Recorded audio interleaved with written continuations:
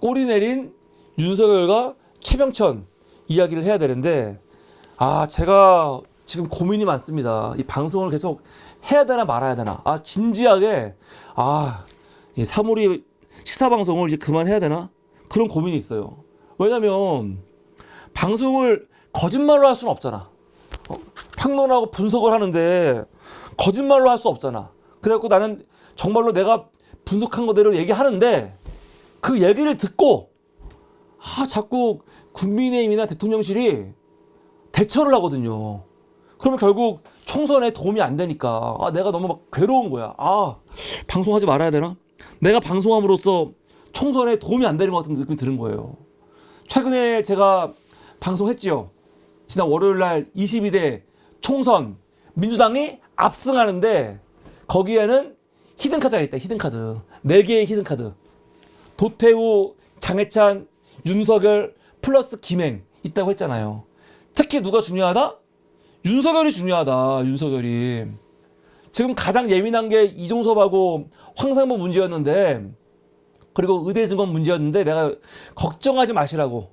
윤석열은 조금 더 타협하거나 조금 더 선거를 생각하면서 뭔가를 진짜로 이종섭 당장 소환해갖고 해임시켜버리고 황상무 갈아치워버리고 그런 인간이 아니기 때문에 걱정하지 마시라. 이게 우리의 히든카드다. 총선 압승을 위한 히든카드 몇 장 있지만 최고의 히든카드는 윤석열. 윤석열은 절대로 바라지 않는다. 제가 비판을 막 했거든요. 그리고 어저께도 제가 윤석열 정권 대드덕. 지금 이 시세로 가면은 끝났다. 민주당 단독으로, 전 단독으로 175석 이상 가져간다라고 지금도 생각해요. 범진보 진영이 200석 될 거라고 제가 얘기를 했잖아. 말하지 말았어야 되는데, 이걸 비밀을 지켰어야 되는데, 제가 너무 세게 얘기하다 보니까 이 정부가 윤석열이 꼬리를 내려버렸어. 방송 끝나자마자 얼마 안 지나갔고 황상무가 정말로 사퇴해버렸어요. 이게 문제예요. 한동훈, 나경원, 이용, 최재형 막 이런 사람들 다 비판하고 욕해도 윤석열이 분명히 대통령실에서 우리는 의석수 몇 개 날라가도 절대로 바꾸지 않는다라고 했었거든. 근데 사물이가 방송하고 나서 바로 몇 시간 후에 사퇴해버렸잖아. 이건 누가 봐도 사물이 때문에 한 거 아닙니까? 누가 봐도 객관적으로 그렇지 않습니까? 그래서 제가 괴로운 거예요. 우리가 선거를 생각하면은 황상무가 있어줘야 되는데, 이종섭이 들어오는 거야. 지금 가짜로 들어오는 거니까 신경 안 되는데, 황상무가 좀 버텨줘야 되는데, 제가 방송을 너무, 정확하게 하는 바람에 아마 윤석열과 그 일당들이 방송을 보고, 이건 진짜 위기구나, 위기. 이건 보통 위기가 아니구나. 이걸 느끼고 황상무를 사퇴를 시킨 것 같아요.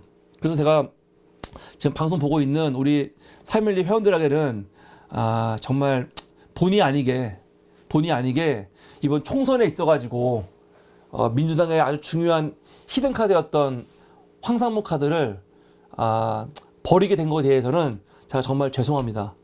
근데 어떡합니까? 방송을 안 할 수는 없잖아요. 그런데 황상무 이렇게 자른 거는 결국 윤석열이 꼬리를 내린 거 아닙니까? 근데 윤석열보다 더 재밌는 게 누군지 아세요?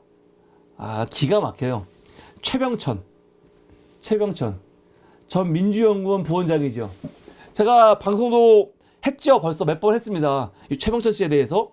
민주당의 진짜 적은 누구다? 내부에 있는 이 최병천 같은 이런 사기꾼 평론가, 이런 사기꾼 전망가, 이런 사람들이 제가 봤을 때는 민주당의 진짜 적이라고 했잖아요.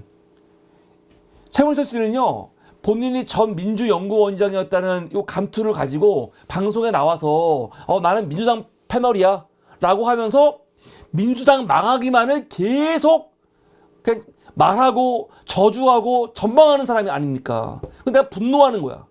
원래 같았으면 내가 막 욕을 해야 되는데 지금 우리 스님이 방송 보고 계셔갖고 내가 욕은 안 하겠지만 정말 민주당한테 정말 해가 되는 해충 같은 인간이에요, 진짜로. 최병천. 방송 많이 했죠? 이 사람은 심지어 이 1월 30일이잖아요. 이때는 민주당이 뭐 공천 파동 같은 것도 없을 때예요. 되게 민주당 분위기 좋을 때야. 나름대로. 지난 10월에 총선 압승하고 1월 달에는 분위기 나쁘지도 않을 때예요. 그렇게. 그런데 이때부터 뭐라고 하냐? 민주당 진다. 진다는 거야. 정권 심판론은 착각이래. 야, 신났어. 페이스북에 뭐라고 하냐면요. 지금 그 수원 여론조사 나온 게 몇 가지가 있거든요. 근데 말도 안 되는 조사 나온 거 있는데 그거 갖고 와가지고 이거 들이대면서 야, 수원이 이렇게 힘들면은 경기도 60곳 전체에서 민주당 반타작도 만만치 않다. 아니, 어떤 여론조사에서도 경기도가 국민의힘에 비해 가지고 무슨 열악하다 이런 얘기 나 본 적이 없거든요. 민주당은 국민의힘이 압도적으로 경기도는 민주당이 압도적으로 국민의힘을 이기는 곳 아닙니까? 그런 곳이거든요. 그런데 이 최병철이라는 사람이 지가 전문가이냐 항상 나와서 떠드는 게 이번 선거에서는 경기도에서 민주당이 반타작. 그것도 어렵대. 그러면서 비아냥거리는 거죠. 이재명의 민주당, 이재명은 합니다. 아, 이재명은 정말 대단하다. 한국 총선 역사상 가장 드라마틱한 폭망의 역사를 써내려가고 있다 하면서 비웃고 난리가 났어. 아주 신났지. 그러다가 지난 3월 6일 날 뭐라고 했습니까? 그때가 민주당 4차, 5차, 6차 경선 발표 났을 때거든요. 그 경선은요, 선거 혁명이었어요. 정치 신인들이 현직 의원들을 쌍물갈이 해버린. 근데 현직이 이긴 게 왜 이긴 겁니까? 당원들이 당의 주인이라는 거를 증명한 날이에요. 지금까지는 현직이 원외하고 붙었을 때 현직이 유리한 이유가 뭐냐? 조직이 있으니까. 그리고 당원 명부가 있으니까 당원 명부에 항상 문자 보내고 4년 동안 자기 선거운동 했는데 그래가지고 보통 정치 시민들이 붙으면 이길 수가 없어요. 그런데 이번에 4차, 5차, 6차 경선 때 윤영찬, 김한정, 강병원, 박강원, 전충숙 현직 의원들 다 날아갔죠. 왜? 당원들한테 욕먹는 사람들이거든. 당원들이 심판한 거예요. 당의 주인이 당원이라는 거를 증명한 날이라고요. 선거 혁명의 날이야. 이거는. 그런데 최병철 뭐라고 하냐? 자기는 지금까지 민주당이 한 110석 정도 추정했는데 이제 오늘을 계기로 100석도 위태로울 수 있다. 민주당 스스로 폭망하고 있다. 제가 그래서 이달 방송했습니다. 이거 온갖 최고위원 욕을 하면서 앞으로 이 새끼가 총선 결과 나왔을 때 과연 뭐라고 할지. 저는 민주당이 압도적인 승리, 과반은 무조건 넘고 압도적인 승리, 범진보가 200석까지도 바라보는 사람이거든요. 그때 과연 최명철이 뭐라고 할지. 지가 엄청난 전문가이냐, 선거 전문가이냐, 막 여기저기 나와서 떠들고 다니는데 그때 가서 뭐라고 짓거릴지 한번 보자고 제가 했죠. 본인이 책임을 져야지. 이런 헛소리를 했으면은. 내가 너 선거 끝내 보자. 내가 이거 박제 놓을 테니까 선거 끝난 다음에도 뭐라고 변명할지 그때 가서 너 같은 놈은 평론하지 마라. 제가 이렇게 비판을 했거든요. 그리고 나서 이제 제가 계속 민주당 압승에 대해서 방송을 하니까 윤석열도 꼬리 내려갖고 결국 황상무 날려버리고 한 거 아닙니까? 야, 근데 이 최병천도요. 정말 아주 얍삽해요. 얍삽한 게 어제 방송 끝난 다음에 또 아주 그냥 글을 하나 올렸어. 지가 언제 그러냐는 듯이. 응? 난 그런 적이 없어요 하는 듯이 갑자기 글을 올리더니 뭐라고 하냐? 3월 20일 기준 의석 예측 민주당이 142석, 국힘이 136석, 조국당이 14석 하면서 이렇게 또 갑자기 3월 20일 날 이번 선거 결과는 이럴 것 같아요라고 또 예상한 걸 올렸더라고요. 글이 엄청 길어. 그러니까 실력 없는 것들이 글만 길어요. 길만 길어. 내용 보면은 그냥 지 헛소리만 하고 있어. 그냥 지 마음대로 뇌피셜로. 물론 얘는 지금 민주당이 100석도 못 가질 거다 그랬었는데 불과 14일 만에 불과 2주 만에 싹 바뀌었지요. 민주당이 최병천도요 142석 가져갈 수 있대요. 142석.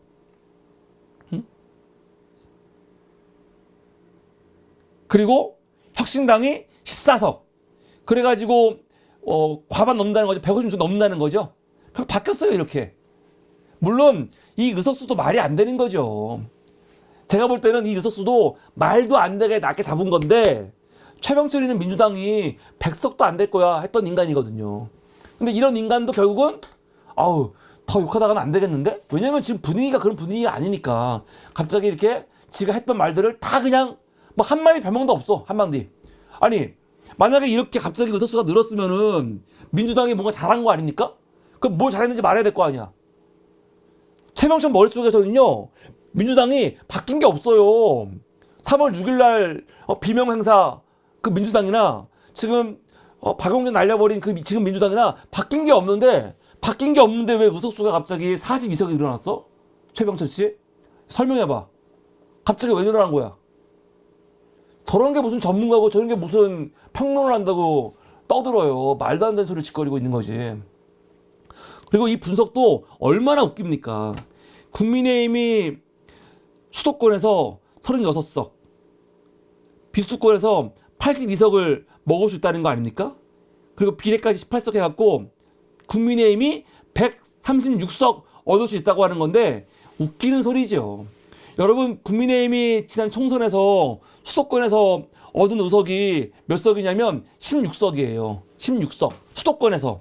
서울에서 8개. 경기에서 7개. 인천에서 1개 가져갔거든요. 근데 이번 선거에서 수도권에서 국민의힘이 20개를 더 가져간다? 그런 일이 벌어질까요? 아니 20개 어디? 나 묻고 싶어 최문천한테. 이렇게 그냥 내 피서를 쓰지 말고 지금 수도권에서 국민의힘이 20석을 더 가져간다고 하는데 20석 어디서 더 가져가? 더 어디서 더? 말해봐. 어디서? 저는 수도권에서 국힘이 할 수 있는 최대치가 제가 봤을 때는 지난 선거 정도예요. 16석. 그 이상은 저는 힘들다 보고 있습니다.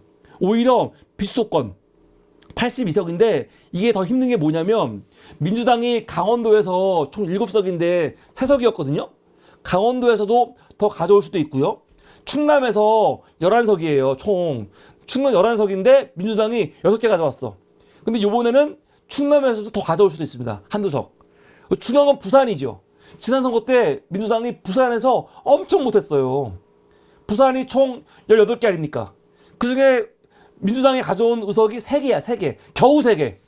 그 전보다 못했어. 근데 이번에 지금 부산 분위기 어떻습니까? 지금 부산 민주당이 국민의힘한테 완전 밀리는 게 한 3-4군데 있고 거의 15석, 14석 정도는 지금 경합이거든요. 경합이에요. 그래서 이번에 부산 같은 경우 의석수가 확 늘어날 수도 있습니다. 이거는 그러니까 말도 안 되는 분석이죠. 그러니까 이것도 말도 안 되는 분석이지만 그래도 최병철이 지금까지 했던 말들에 비하면 최병철도 지금 도저히 민주당 망한다고 말하기 어려울 것 같은데? 하면서 꼬랑지 내려왔고 140 이상 나온다고 지금 말하고 있는 거예요. 아무렇지도 않게. 이거 얼마나 무책임합니까? 아니, 얼마나 무책임해요? 도대체 어떤 정치가 보름 만에 갑자기 막 42석이 뭐야? 막 42석, 막 50석이 갑자기 늘어납니까? 이런 분석이 어딨어? 도대체? 2주 만에? 이런 인간들이 무슨 정치 평론을 한다고 방송에 나와서 떠들어요. 짜증이 나는 거지. 이번 총선 같은 경우가 지금 국민의힘한테 얼마나 지금 위험한지 알 수 있는 몇 가지 지표가 있습니다. 그 중에 하나가 어디냐면은 충남 홍선 예산이에요. 충남 홍선 예산. 거기는 원래 지금 누가 현역입니까? 홍문표. 사선이죠, 사선. 사선. 홍문표. 17대 때 국회의원 됐고 18대 때 이회창한테 한번 진 다음에 그 이후에 내리 삼선 해가지고 지금 사선 의원입니다. 아마 요번 선거에서도 홍선 예산 나오면요. 사실 홍선 예산은요. 얼마나 어려운 곳이라면 전국에서 가장 민주당한테 어려운 곳 베스트 5 꼽으면요 그 중에 들어가는 곳이에요. 여기는 TK, 부울경 다 합쳐가지고 민주당한테 가장 어려운 지역구, 제가 봤을 땐 베스트 5 안에 들어가는 곳이라니까요. 민주당이 한 번도 당선된 적이 없는 그런 곳이고, 사실은 홍문표가 아니고 누가 나와도 민주당이 이길 수가 없는 곳이에요. 여기는. 근데 만약에 홍표가 나왔으면은 더 힘들겠지.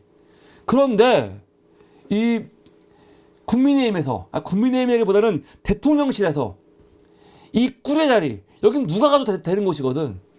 여기에 자기 대통령실 사람을 심으려고 강승규 시민사회 수석,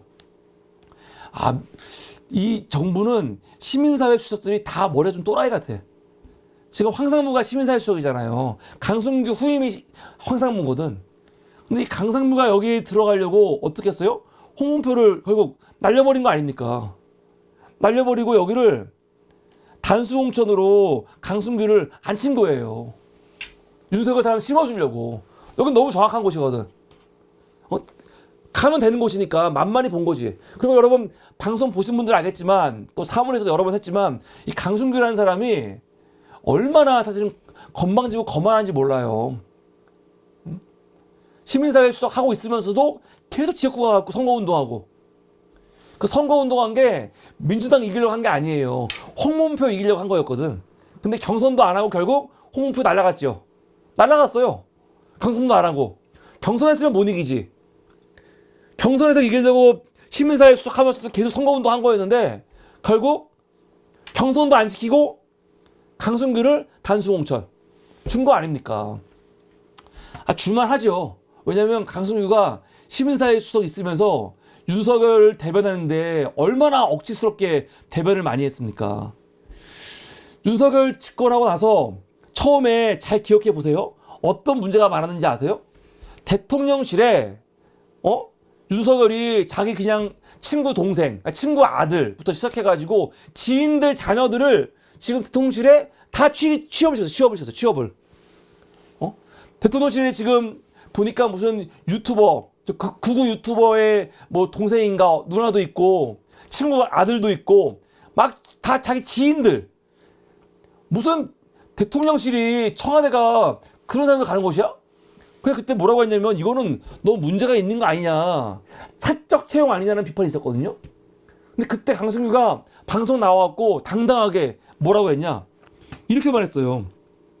대통령실은 공개 채용 제도가 아니고 비공개 채용 제도, 소위 말하는 엽간제하는 곳이다. 그러면서 사적 채용이라는 프레임을 씌워 보도하거나 야당에 공격하는 것은 적절치 않다 그랬어. 나 깜짝 놀랐어 이때. 깜짝. 엽간제라는 건 뭡니까? 엽간제라는 거는 실제로는 하고 있어도 말하면 안 되는 거예요. 이거는 미국에서 18세기, 19세기 때 했던 거고 사실은 전 근대 국가에서는 하고 있는 거지. 뭐냐면 내가 왕권 잡을 때 나를 도와줬던 충신들 있잖아. 그 충신들한테 자리 나눠주는 거거든요. 자리 나눠주는 거. 내가 승리하는데 도움이 됐던 내 지지자들 있잖아. 그 사람들한테 자리 나눠주는 거. 그걸 엽간제라고 하는 거예요. 엽간제. 근데 지금 현대국가에서 엽간제를 이렇게 당당히 말해도 되는 겁니까? 대통령실은 엽간제하는 곳이야. 윤석열 당선되는데 도움 준 사람들 있으면 그 도움 준 사람들 자리 하나씩 나눠주는 것이 대통령실이야. 그러고 있는 거예요. 그래서 대통령 도왔던 지인들 아들도 꼽고 유튜버, 극우 유튜버 누나도 부르고 했던 거야. 그거 아니야. 아니 어떻게 이런 말을 이렇게 당당하게 합니까?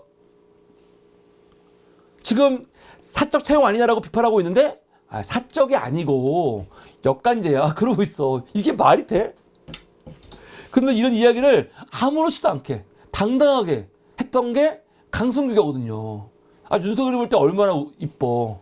정말 너는 정말 충신. 이것만 있습니까? 지난 2022년 8월에 수도권에 엄청난 홍수가 와갖고 사실은 서울에서 물 잠기고 막, 그리고 다 아시겠지만 관악에서 반지하 살던 분들이 참사가 나고 그때 아닙니까? 근데 그때 어떤 문제가 있었어요? 윤석열이가 이날 엄청난 이 폭우가 있다는 거를 알면서도 퇴근했죠. 퇴근하고 있을 때 지 말에 따르면 퇴근하고 있을 때 아파트가 막 잠긴다, 밑에가 잠긴다는 거 봤다는 거 아니야. 퇴근해버렸어. 아크로비스타 들어가 버렸어. 근데 그 다음에 뭐라고 했어요? 아크로비스타가 물 차가지고 못 나온대. 고립. 대통령이 아크로비스타에서 고립돼 버렸어. 그래서 우리가 이게 말이 되냐, 컨트롤 타워에 대통령이 없냐, 어떻게 비판을 많이 했는데, 그때 강순규가 나와서 뭐라고 했냐, 이렇게 말했어요. 지난 8월 10일 집중호우 당시 윤석열 대통령이 자택에 고립돼 컨트롤 타워 역할을 하지 못했다는 야권의 주장에 대해 대통령이 컨트롤하지 않아서 어떤 사고가 났나요? 사고를 컨트롤하지 않는 상황이 있었나요? 대통령이 계신 곳이 상황실이라는 거예요. 야, 이거 박근혜 세월호 할 때 똑같은 말이죠. 대통령이 있는 곳이 상황실이래. 그게 말이 돼? 그럼 출퇴근은 왜 그냥 아크로비스타에서 그냥 근무하지? 그러니까 너무 말도 안 되는 얘기를 너무 당당하게 하니까 오히려 황당한 거죠. 그랬던 인간이 강순규입니다. 강순규. 그 강순규가 홍문표를 날려버리고 경선도 치르지 않고 어디를 간 겁니까? 응? 충남 홍성 예산으로 공천을 받은 거거든요. 근데 이 지역은 다시 말하지만 민주당이 한 번도 13대 때부터 한 번도 당선되지 못한 곳이에요. 될 수도 없는 곳이고,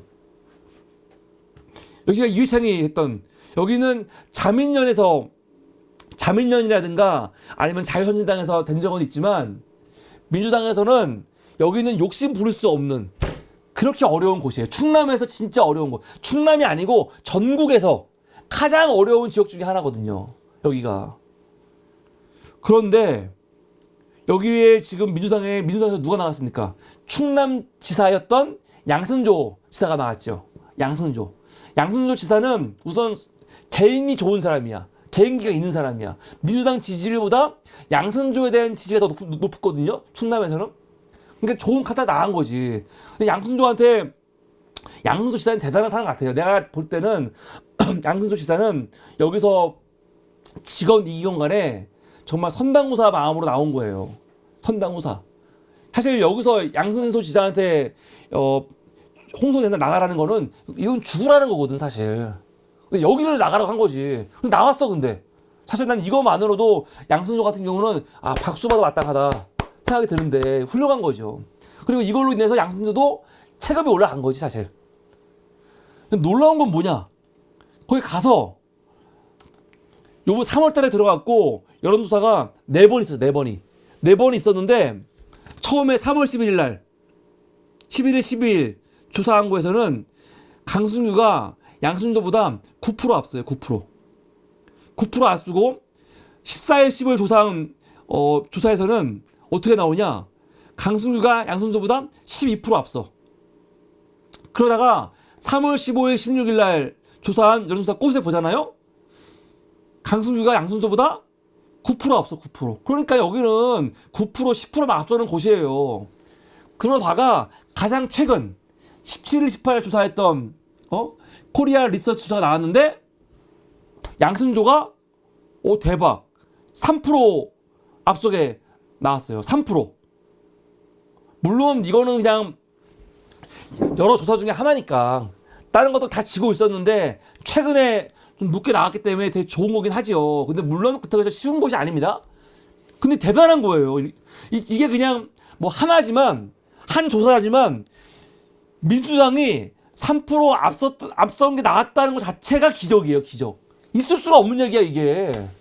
이게 지금 강남에서 이긴 걸 똑같은 거라니까요. 이 정도로 지금 분위기가 국민의힘한테 위기인 거죠.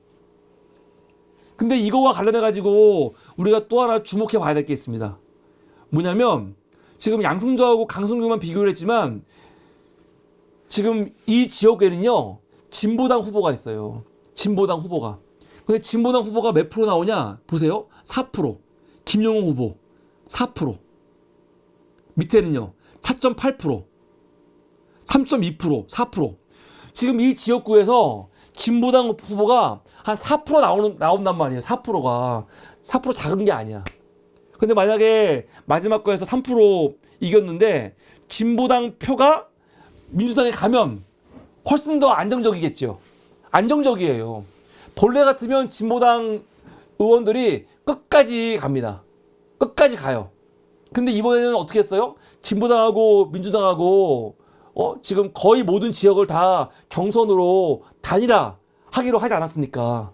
경선하면은 거의 99%로 민주당이 이겨요. 무조건. 이길 수밖에 없는 구조야. 그래서 여기 어떻게 됐냐? 어저께 양승조와 김영호 후보가 단일화했습니다. 당연히 양승조 후보로 됐죠. 그래갖고 단일화 됐어요. 그러면 앞으로 전망이 훨씬 좋아지는 거죠. 그래서 이런 지역이 여러분 제가 누누이 말하지만 엄청 많습니다. 진보당 무시하면 안 돼요. 비례연합에서 진보당한테 비례로 3석 주고 그리고 지역구 1석 넘긴 거 4석 준 거 이거 너무 아까울 필요 없다니까요.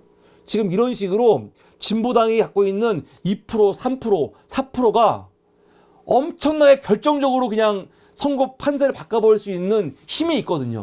근데 요번에 사실은 만약에 여기서 이 정말 말도 안 되는 지역, 이 홍성 예산군에서 만약에 양승조가 이긴다. 그럼 양승조도 아주 민주당의 훌륭한 대권 주자로 올라가는 겁니다. 여긴 대단한 지역이거든요. 대단한 지역. 그래서 지금 이런 분위기야. 이런 곳도 민주당 이 보수 정당의 아성이었던 이런 지역도 지금 민주당이 이번에 가져올 수도 있다. 야, 이거 어마어마한 겁니다. 그리고 어저께 제가 김은혜하고 안철수 얘기하면서 김은혜와 안철수도 지금 대통령실에 대해서 막 들이받고 있잖아요. 이거 왜 그러냐면 그 지역이 지금 박빙이라고. 박빙이었지만 민주당이 조금 밀리고 있다고 말씀드리지 않았습니까? 근데 그것도 오늘 어떻게 됐어요? 뒤집어졌어요. 뒤집어졌어. 예를 들어서 분당갑 같은 경우 이광재와 안철수가 계속 하고 있었는데 지금 3월 12일, 13일 조사했던 갤럽에서 안철수가 6% 앞서고 있었고 여론조사 꽃이 13일, 14일 한 거는 거의 동률이죠. 동률이었어. 거의. 조금 지른 거였어. 그런데 16일, 17일 발표한 게 이번에 나왔잖아요. 리서치 뷰에서. 여기서 어떻게 됐냐? 이광재가 4% 앞서게 됐습니다. 앞섰어요. 이것도 뭐 오차 범위지만 대단한 거죠. 원래 그 앞에 거부터 보면요. 이광재가 한참 밀렸었거든. 근데 지금 뒤집었어요. 뒤집었어. 그냥 지금 분위기가 타고 있는 거죠. 이러니까 안철수가 절박한 거지. 그래서 원래 말 안 하고 조용히 있으려고 했는데 나와가지고 대통령실 비판하는 거 아닙니까? 분당을은요. 분당을도 마찬가지입니다. 분당을은 김병욱과 김은혜가 계속 정말 아주 작은 차이로 왔다 갔다 했거든요. 그래서 지난 3월 11일, 13일 날 김은혜가 1% 앞섰고 그 다음에 미디어 리서치에서 김병욱이 1.1% 앞섰어요. 그랬는데 요번에 리서치 뷰에서 몇 프로 앞서냐? 5%. 5% 앞서는 결과가 나왔다고요. 5%. 근데 중요한 거 5%가 왜 나왔을까요? 그 전까지는 진보당의 유인선 후보가 2%씩 가져갔어요. 유인선 후보가. 그런데 마지막 최근 나온 조사는 어떻게 됐냐? 유인선 후보가 사퇴했어요. 여기는 단일화가 아니고 사퇴. 단일화는 경선하는 건데 유인선 후보가 그냥 사퇴하고 민주당의 총선 승리를 위해서 본인이 사퇴한다고 밝혔거든. 사퇴하면서 사실은 그대로 어떻게 된 겁니까? 진보당 표도 민주당으로 넘어간 거야. 그러면서 요번부터 오차범위 조금 벗어나게 혹은 오차범위 한 5% 되니까 거의 오차범위 좀 벗어나는 크기로 김병욱이 김은혜를 앞선 거예요. 대단하죠. 그러니까 요번에 진보당과 함께한 거는 민주당이 정말로 잘한 거예요. 지역구에서 사실은 압승하는데 진보당의 1%, 2% 그게 어마어마하게 중요합니다. 어마어마하게 중요해. 사실은 여기에 정의당에 정말 의미 없어 보이는 1% 2%도 굉장히 오면 중요한데 저것들은 같이 안 하겠다고 하니까 뭐 어쩔 수 없는 거지 뭘. 이런 분위기입니다. 이런 분위기다 보니까 조선일보가 오늘 눈물을 뚝뚝 흘리면서 진짜 눈물을 뚝뚝 흘리면서 오늘 정말 절망적인 사설을 하나 쓰지 않았습니까? 그 사설이 어떤 사설이냐면 바로 이겁니다. 총선 지면 윤 정부 뜻 한 번 못 펴고 끝나는데 알면서 일어나. 제목이 너무 슬퍼. 이거는 거의 뭐 조선일보가 눈물을 막 짜면서 이러면 다 죽어. 그거 알면서 이러고 있는 거야 라고 지금 막 피를 토하고 있는 거야 지금 윤석열한테. 국민의힘 한동훈 비대위원장은 이번 총선에서 지면 윤석열 정부는 뜻 한 번 제대로 펼쳐보지 못하고 끝나게 된다. 역사에 죄를 짓는 것이라고 말했다. 당연하고 맞는 말이다. 그러면서 하는 말. 윤석열 정부의 소명은 두말할 것도 없이 노동, 연금, 교육, 규제 이거 해야 되는데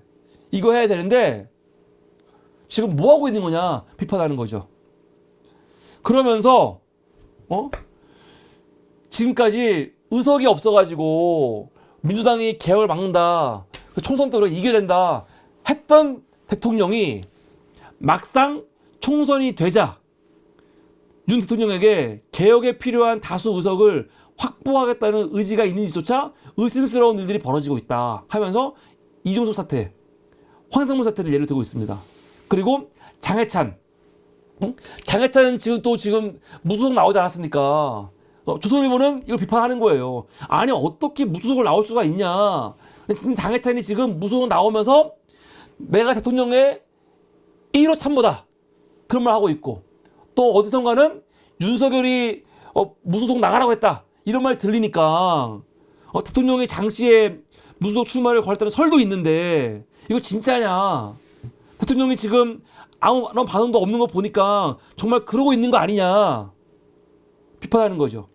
그러면서 국민의힘 비례대표 공천은 감동은 없고 뒷말만 무성하다 하면서 지금 국힘당 비례가 스토리 있는 청년도 없고 기업인도 없고 전문가도 눈에 띄지 않는다 하는 거죠. 그러면서 한동훈에게 하는 말이에요. 한동훈 선거에 지면 끝이라면서 비례대표 공천 이렇게 하냐? 비판하고 있습니다. 정치권에서는 이 민주당이 170에서 180석 안팎을 확보할 것이라는 전망이 나오고 있다. 민주당만이 아니라 국민의힘도 지금 인정하고 있다. 이대로 선거에서 참패하면 남은 3년간 윤 대통령과 국민의힘은 무엇을 할 것인가 라고 하면서 조선일보가 막 눈물을 막 뚝뚝 흘리고 있어요 지금 이런 분위기라고요. 이런 분위기. 물론 이거 가지고 우리가 선거는 끝났으니까 뭐 안심하라 그게 아니에요. 열심히 하고 다 좋은데 괜히 패배주의에 있을 필요도 없는 거고 더 겸손하게 열심히 하면 된다는 거지. 그런데 이런 분위기가 사실은 갑자기 만들어진 게 아니에요. 원래 정권 심판 여론이 있었고 민주당에 대한 이런 추세가 흔들린 적이 없는데, 제가 누누이 말하지만 이 최병철 같은 인간들, 이런 인간들이 계속 나와가지고 민주당 망하라고 온갖 저주를 하다가 갑자기 은근슬쩍 오늘 글 올리면서 분위기 좋은데? 민주당이 한 142석 갖겠는데? 라고 이런 헛소리 하고 있는 거죠. 비겁한 새끼. 이런 새끼들은 평론하면 안 돼요. 그런 말 하고 싶습니다. 하여간 지금 이렇게 윤석열과 최병철이 꼬랑지를 내렸다 그런 말씀을 드립니다. 제가 참 부끄럽습니다. 사부리가 평론을 자꾸 이렇게 하니까 이 윤석열이가 꼬랑지 내려버리니까 이게 우리 총선에는 또 아무래도 도움이 안 될 수 있잖아요. 황상무 같은 사람들 자르면 안 되거든. 끝까지 데리고 가야 되는데 아무래도 사무리 때문에 자른 것 같아갖고 제가 방송을 총선 때까지 쉬어야 되나 말아야 되나 지금 고민하고 있습니다. 하여간 이게 오늘 첫 번째 이슈였습니다.